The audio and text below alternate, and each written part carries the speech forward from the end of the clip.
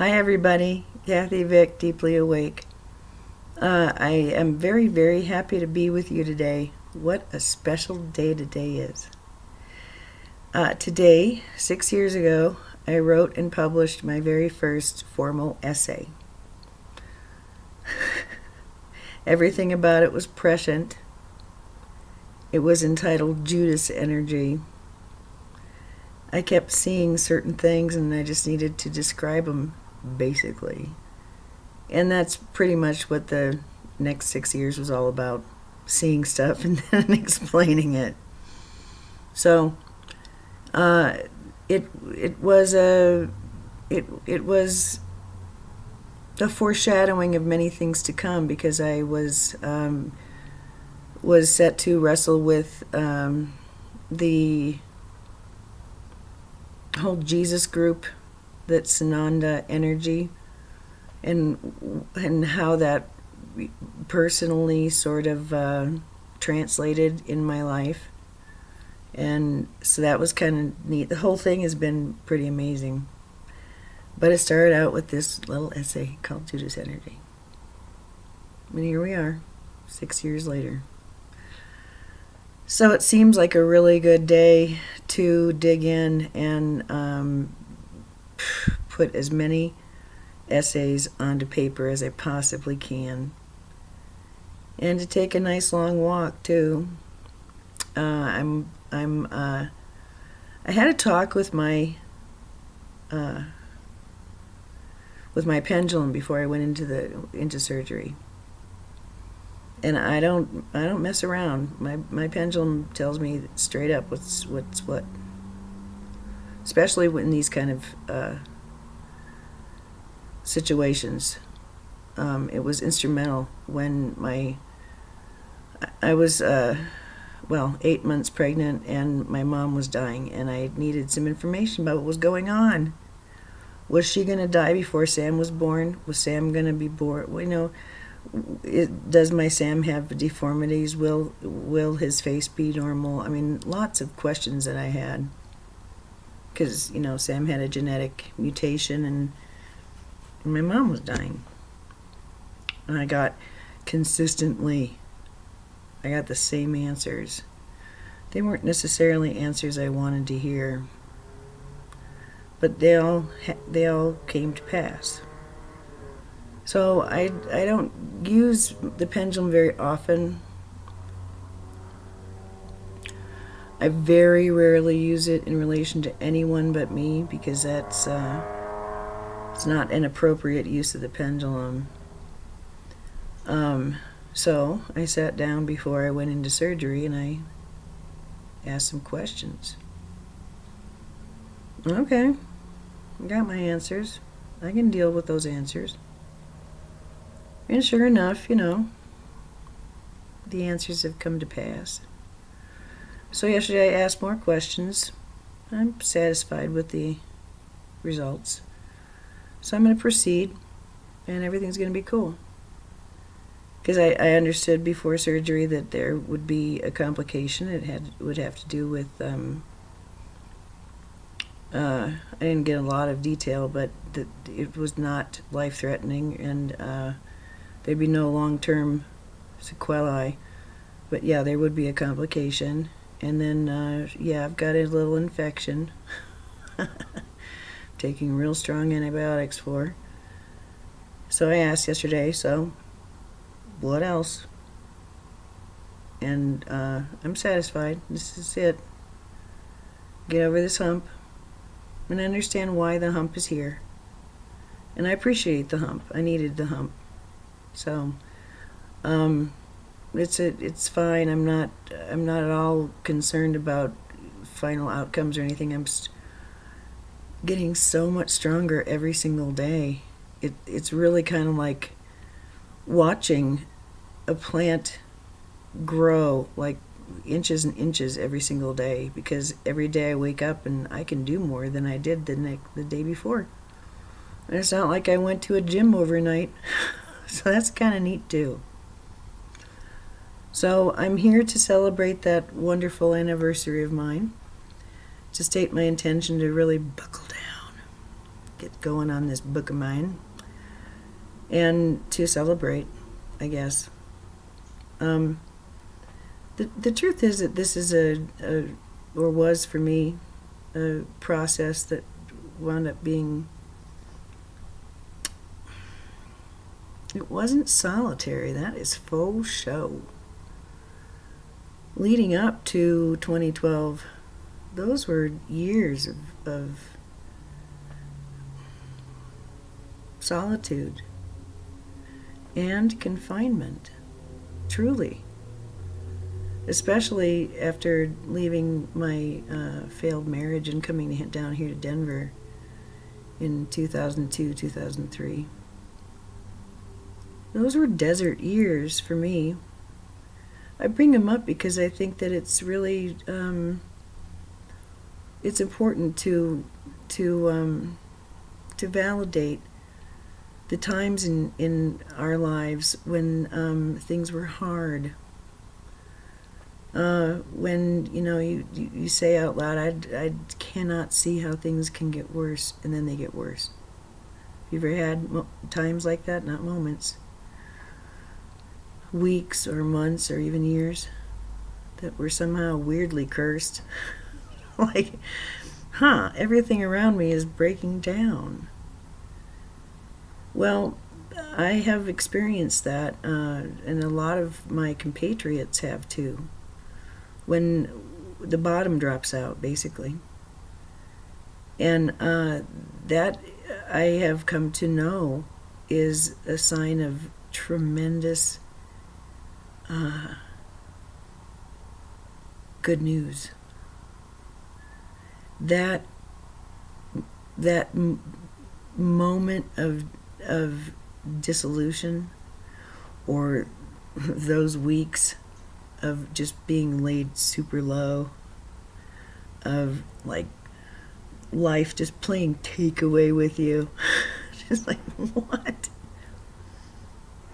Hey, sometimes it's, can you imagine if the very worst happens to you and you look down and you put your fingertips on your inner wrist and you kind of feel around? There it is. It's my pulse. I'm alive. The worst that I could have possibly imagined. The unthinkable. The unendurable. It's here. And I've got a pulse. And that moment alone is worth a whole lot of cash. To realize somehow that you are indestructible. I mean, it's a good approximation. Because there are some things that are unthinkable. They're unthinkable. They're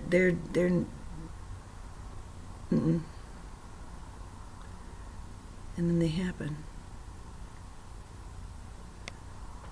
Well, it's a curious thing. Sometimes it's at the hand of someone who is cruel, and what they've taken from you is your sense of self or your sense of safety. Sometimes, it's other things. But if it gets real close to the bone and you find that the bottom has dropped out of your reality, of your sense of self, all I'm saying, the reason I'm bringing it up, is because it's at those moments that you are surrounded by help that is so powerful. And everyone has a smile on their face and they're cheering. They're so excited for you. Because now we can finally get on with it. So, and I say that just because I know that is true. Life really is, living in America is weird because everything gets torn down at quite a pace. I mean, I'm really not that old, And I've lived here in this town for most of my life, and so many buildings that were just like institutions. Why would they ever get torn down? They're gone, and other stuff's up. And we tend to like to do that. And that's what struck me when I went to Europe. It's, wow, you guys don't tear down your shit all the time. I kind of like this. So, I guess the it's kind of a cute metaphor, because I think that we have a different role here in America in consciousness, and one of our roles is to very quickly respond to changes in consciousness and changes in reality, and in that instance, we are sort of leading the way. I mean, what is left of the middle class, we don't really have a leisure or a middle class, so the amount of self-reflection that is afforded someone who is on the wheel in America isn't much. 11:11, but there's a lot of people who are getting off of the wheel, and a lot of kids are choosing not to get on the wheel at all. By the wheel, I mean being in debt, having to go to work, needing to please, for fear of getting into trouble. That's, at its base. I find it repugnant that adults would do things for fear of getting into trouble. I don't like that. I mean, yeah, you want to avoid outcomes that are unpleasant. That's just being wise. But dancing to someone else's tune and doing it in fear, it just isn't up my alley. So I don't know. I don't fit in with a lot of stuff. Can I mention, you notice this? Isn't that cool? My son figured those out. We went to the Goodwill and got some vinyl. And I think one is a Liza Minnelli record, and I think that's a really neat thing. We're going to do that a little bit more.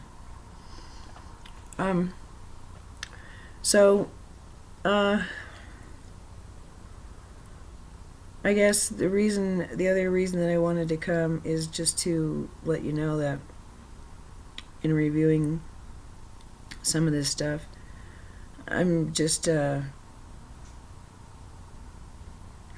really pleased to be able to offer it to you, and to, as I go through my work, to realize that it does have a legitimate place and it is quite beautiful. Well, that's nice. Isn't that nice? Yes, it is. It's not like having a kid, and it's not like that's what I want to talk about.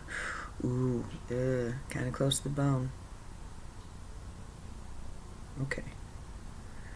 See, doing art, doing writing or painting or any other kind of objective artwork.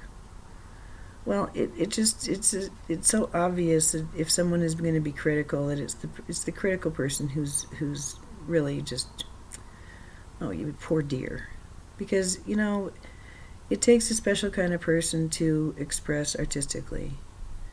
It takes another kind of special person to look at that expression and criticize it. To me, it's like it's like if a grown-up would approach a little baby infant in a stroller crib thing, look down at it, and criticize it.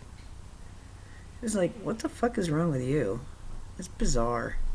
So that's how I feel. The thing is that I realized, especially yesterday,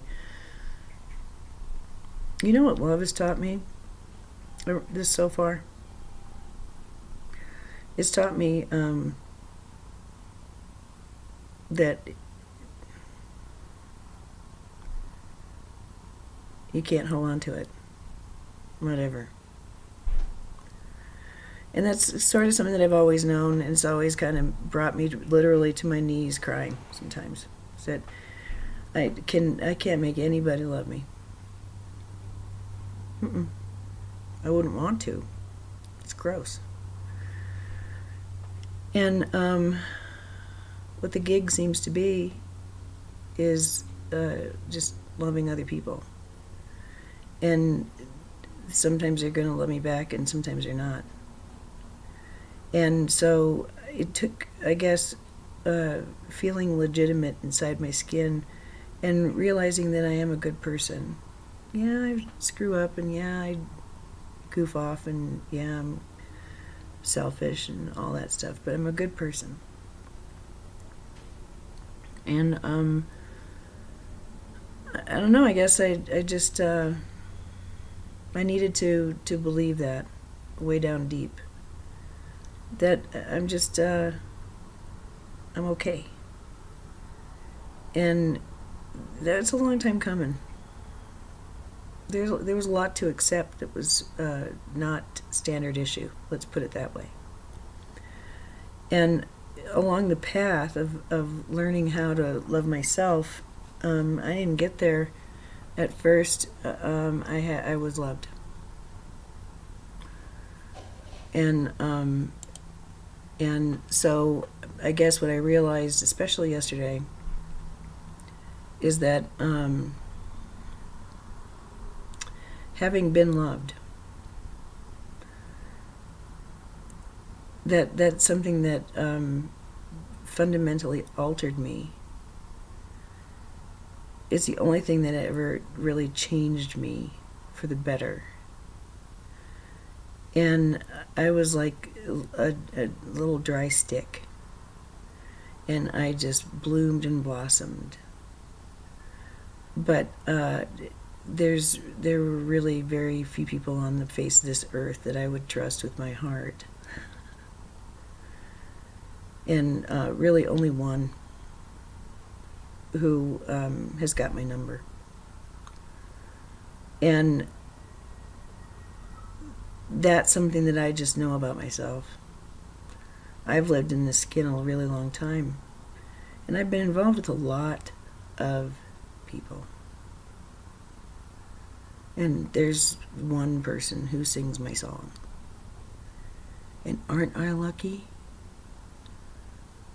I got to walk with that person for a while. But that's the thing. I think what love is here to teach me, anyway, is that I can't hold on to it. It's not to be held on to. It's a curious thing, because love is actually what I know myself to be made of, what I know others to be made of. And yet, relying on other people to mirror that back to me has created a lifetime of loneliness, because not everybody is there. So what I realized was that the best that I can do is to love others. And my heart got so little. It got so hard. And I felt so hurt sometimes, because I know that I did sort of walk around open. And then when that wasn't reciprocated, or people saw how easy I was to manipulate, it just, it wasn't always the easiest. But what I've learned from all of that, I can take with me into this new time. There were certain things I wanted to become. I wanted to know and be. Someone with true self-confidence that doesn't take anything away from anyone else. I've seen people like that. It's like being in a crystal blue fountain of water when you are so parched. Being around people like that. People who just 100% accept themselves. It comes off of them like cool water. It's really, really, really refreshing. And some people can do that without depth. And some manage depth. And they're the people who are like, they're just really peaceful and they're really nice to be around. When I explore who these kind of people are, they're really peaceful ones. Some got there the hard way by not having any love around them and having to generate it themselves. Some got there because they were surrounded by unconditional love. And they're just patterning what they were given. But that's the thing. They're all very loving toward themselves without taking anything away from anyone else. And in their presence, I can see how functional that is and how dysfunctional it is to not like yourself. How weird that is. And how it cannot lead to anything good. So, love to me, that I've learned really truly how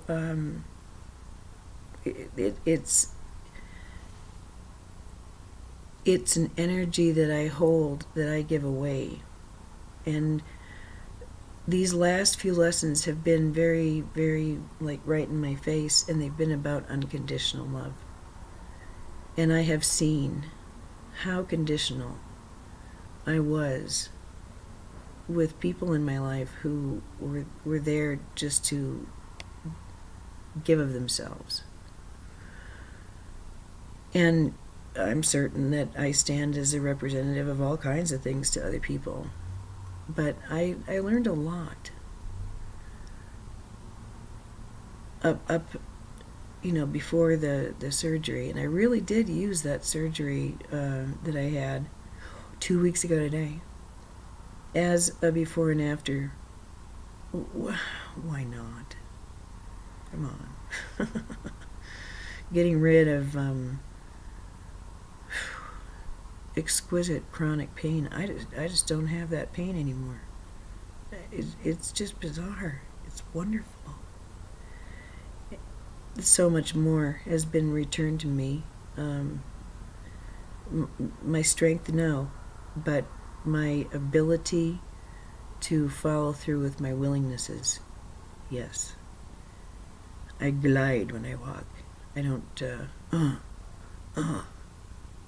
sort of limp along when I walk. So that's nice. But yeah, I use this as a jumping off point. And I guess the reason I don't feel so weird about it is that maybe it shows you how you can use stuff in your life. It doesn't have to be frickin' surgery. It can be a weekend away that you plan. And, a couple of rituals that you think would just hit the spot. And from there, when you drive away from that weekend, state it, that your intention is you're a different person. And you're not beholden to the old stuff anymore. You don't have to run those lines anymore. Do it. What's holding you back? Oh, it's not real. It wouldn't be real. Why? Does somebody else have to confer this great honor onto you? It's just not time for that anymore. If you want to change your reality, you change what you're thinking about your reality. And you do that by imagining things that quite possibly are magical, but make sense. Seem solid somehow. And when you feel into them, you can't feel any malignancies. You can't feel any malevolence. But just playfulness.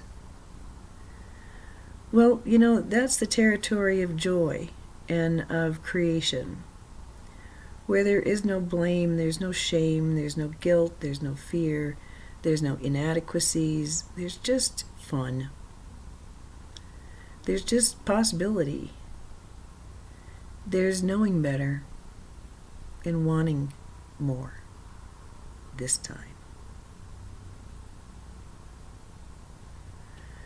What's really cool is that there are, you hear about the new earth, you hear about how there's going to be a split and how there's going to be like, and I love how Dolores Cannon talks about it. When it's time for the new earth or the fifth dimension or however you want to put it. It's not that people are going to like croak and you go into the ground because they just didn't make the cut. It's not like that. It's just that there are some people that you wouldn't even think to call. Or if you went to call them, you'd be somehow, it wouldn't work. You'd be sidetracked, something wouldn't go right, or the phone call wouldn't go through, or you'd have to leave a message, and it just wouldn't work. It's more like that. And it's also actively choosing resonance or dissonance. And I've talked about it before, how as we progress, as we fine tune, things that were once just sort of uncomfortable to be around may become actually like more painful to be around. And when you find that to be true, but you have to engage, or you have to participate in something that just really makes your whole body go for hours. Oh God. Well, then if you know that you're going to have to dip a little bit, does it have to tax your energetic system? I think that there is a way to work with the energy. So when we encounter different energetic patterns, like energetic vampires, or the ones that the parasites, the leeches who kind of do that and then suck really hard. Different energetic patterns. Can't we just have an intention in our habitus that all who come before us will be fed according to their need, with harm to none? Ooh, that's a nice one. I think that's possible. Because what I've noticed the last couple weeks or so, in just Technicolor, is I'm really having, what I struggle with the most, what feels the most unpleasant, is when I want to express, I want to unfurl, I want to speak, I want to have an opinion, and I've assessed the environment, I've assessed my companions, I've assessed the situation, and it simply is not in my best interest. That's really hard. When I can't speak, I notice that the energy sort of turns in on itself, and it's not the most healthy experience. But simply noticing it is enough to break the discomfort. I see what I'm doing. I see the discomfort. I see that energetically it's an unpleasant environment, so my energy seems to be... So I can relax. I can breathe. I can see colors. I can smile. I can remember about angels or God or prayer or a vision. I can quiet down. And boom, I'm there again. Boom, I'm there again. And that is really what I've always prayed for. So these lessons in unconditional love, and kind of taking the hit before I went into surgery, just kind of, like I said, what kind of an asshat I had been, and how conditional I was. And I'm saying I'm a good person, man, but still, I can always do better. I can always do better. And I'm pretty honest about, the social skill aspect being the part in with friends and family that's really been my curriculum.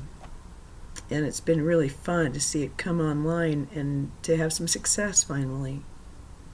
Yay.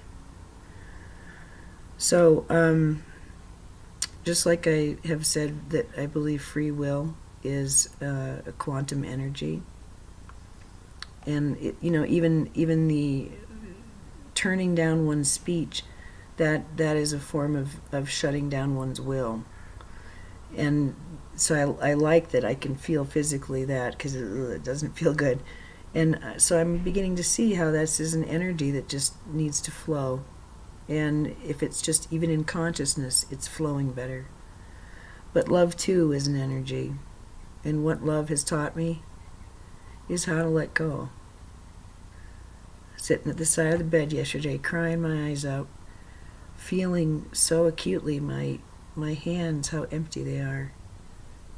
Sitting next to me, how quiet it is, and how solitary my walk is. And how much I like that. And how much I don't like it. And once again, kind of quizzing myself, why am I feeling this? Why am I in distress about this? Why am I wishing for something that...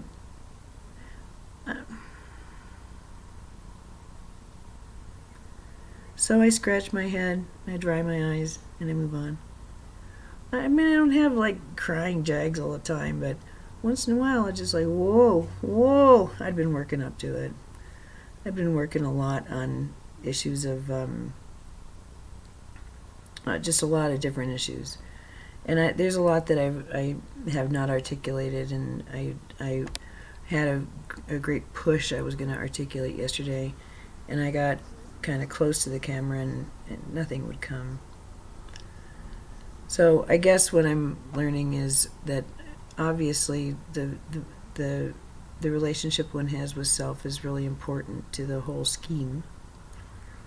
And once that unconditional love is returned to the self, and the acknowledgement of will as good and not evil, well, those are beautiful energies to have returned to myself. Those empower me. Love and free will, they empower me. As does a proper sense of self-worth. And pick a crayon tape that says old soul in it, and you'll learn just why it is. If you're a wise one or a mystical one or anything like that, just why it is that you might be feeling the way you're feeling. These things that we're healing up and moving from are old, and they're patterns of behavior that beautiful souls have, that loving souls have. And in a darker, denser energy, when we were expected to generate our own light, day in, day out, it was the job, being a light in a dark place, remember? Well, you had to find ways to keep going. But it's different now. It's curious. I don't have to generate all of my own light on my own. I feel so much more connected solically to the various players in my life. And even though I'm holding on at just as loosely as before, I feel more established and safe. There's that magic word again, safe. And so that's another neat thing that I guess I want to pass on, that I think that these are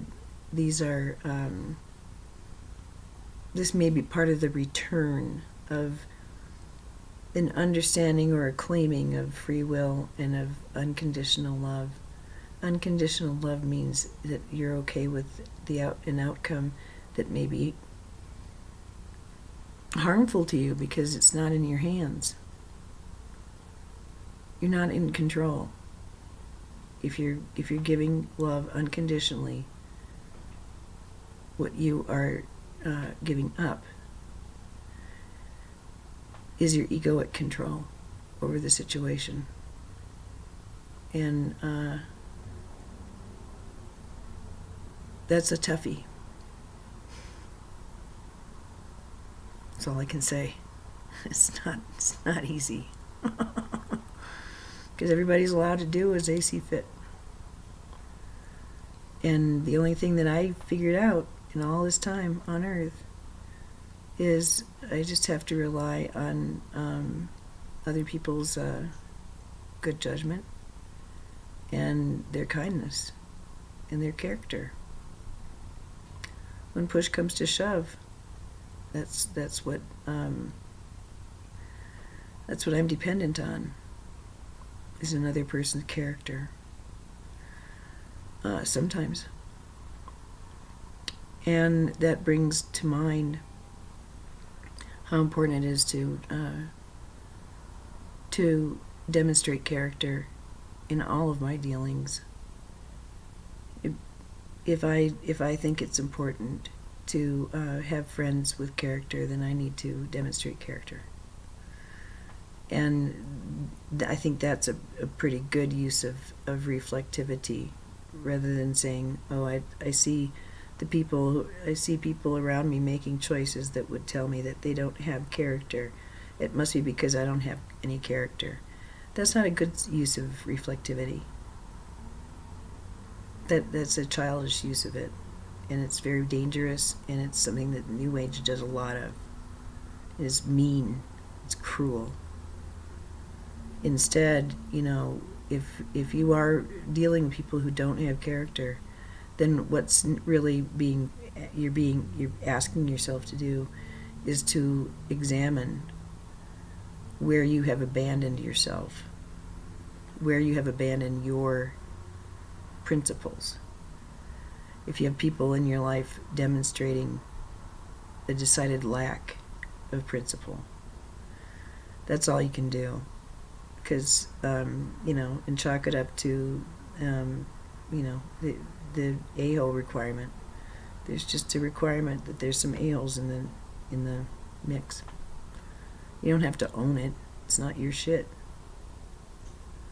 But if they're tickling stuff in you that you go, ew, that's gross, well, then it may be that you've got a little teeny tiny bit of that, or you're identifying as that, and you're not that. Impatient or crude or whatever it is that you see in someone else and you go, ew. Some things you see in other people and go, ew, and it's because it's gross. It would be okay to say ew to certain things, right?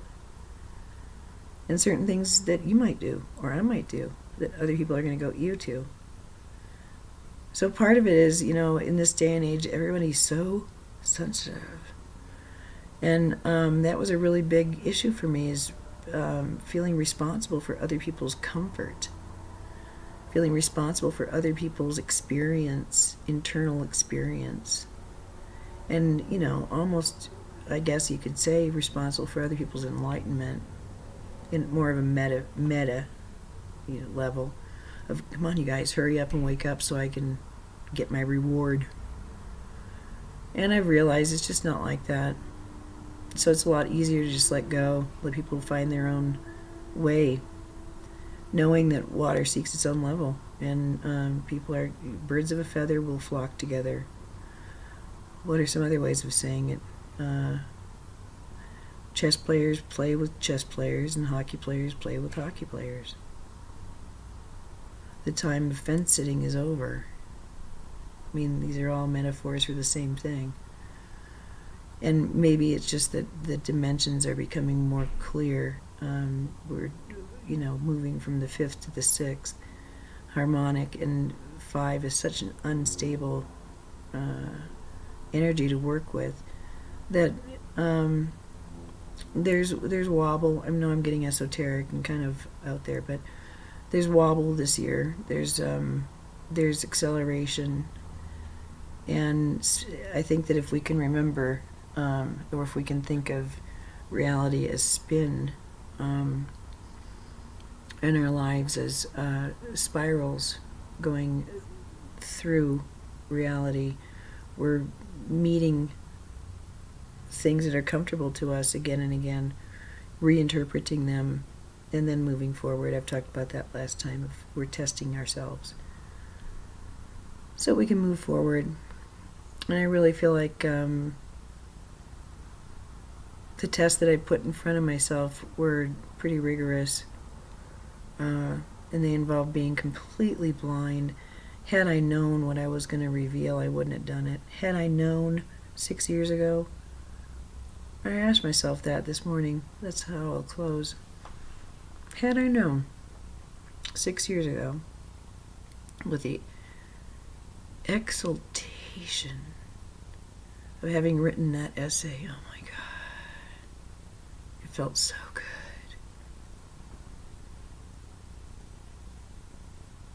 Had I known then that this process would be as long and as arduous as it was, as deep and as thorough, complete, and altering, I wouldn't have missed it for the world. I wouldn't have missed it for the world. Sign me up.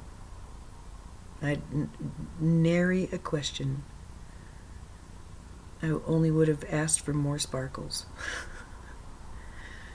And so there I have my answer. It really is time to hunker down, get these essays in this book, and start this process of this book becoming deeply awake. I'm really excited about it, and more so now than I was when I got the original idea, to condense all of this fantastic work and all of the visions and dreams, put that all in one little volume. I think it'll make a lot more sense to me, and I hope to my friends and family. So I really hope that all of you who are looking in are at peace, and that me going on and on helps you, and if it doesn't help you, that you turn it off when it stopped being helpful. But I want to sing out and add my thoughts to this beautiful day, and honor all the work that I did for not a penny. I asked twice. I asked for some help financially when I was feeling like I was drowning, and I got some really sweet help from someone I consider a spiritual grandma, and a friend. But wow, this was definitely a labor of love. It was not to get rich, I'll tell you that, or famous. Quite the opposite, I can assure you. But I'm glad that we're on this end of it, and I'm thrilled that for what comes next. And I'm really glad that I'm on the antibiotics I'm on, and that I'm just very, very loudly being called to do certain things nutritionally. That it's sort of like, all right, well, you ignored it for 2 weeks. Now, are you about ready? Are you ready now? So yeah, I'm ready. So I'll follow instructions. It takes me a while. I have to do it my way first, and it wasn't effective, so I'll do it their way. But with antibiotics, and I'm doing well, and I'm going to recover fully, as we all are, from the insanity that is known as humanity. All right, that's all I have to say. I hope you're well and happy. Namaste.